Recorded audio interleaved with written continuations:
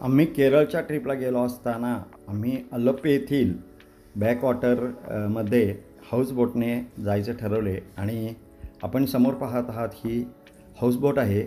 या हाऊसबोटमध्ये बसायला कोच असतात, तसेच टी व्ही असतो इथे, संपूर्ण वॉशरूम वगैरे सगळं असतं आणि अतिशय सुंदर असा हा प्रवास असतो। आणि जवळजवळ 20 किलोमीटर आम्ही या हाऊसबोटनं आत बॅकवॉटरमध्ये गेलेलो होतो।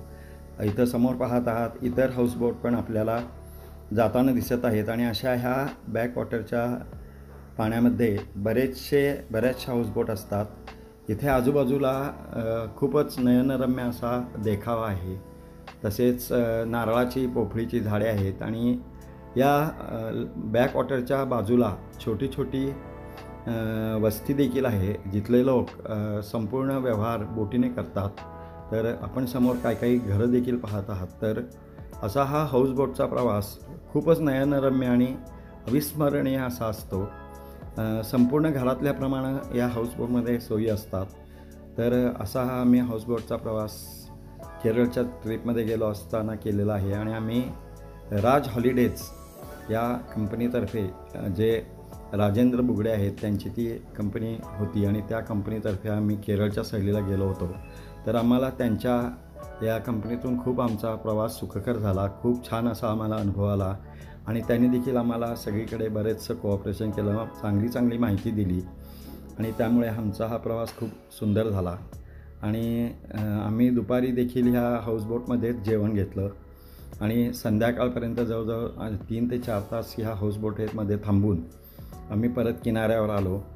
आणि ह्या हाऊसबोटमध्ये आम्ही टायटॅनिकच्या पोजमध्ये देखील आम्ही काही लोकांनी फोटो काढण्याचा आनंद घेतला। तर असा हा हाऊसबोटचा प्रवास आमच्या कायम स्मरणात राहिलेला आहे।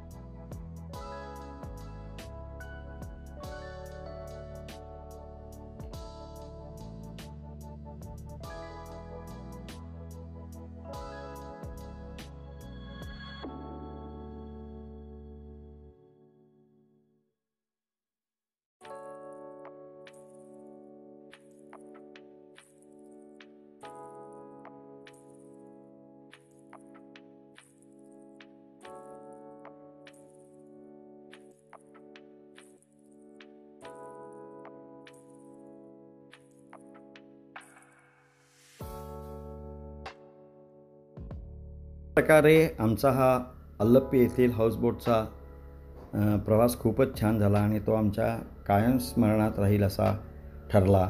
आणि त्यानंतर मग आम्ही पुढील प्रवासासाठी निघालो। तर हा व्हिडिओ आवडला असेल तर आपण आमचे VSK पर्यटन चॅनल सबस्क्राईब करा। आमच्या चॅनलवर असेच वेगवेगळ्या पर्यटनाचे व्हिडिओ नेहमी संपूर्ण माहितीसह येत असतात। धन्यवाद।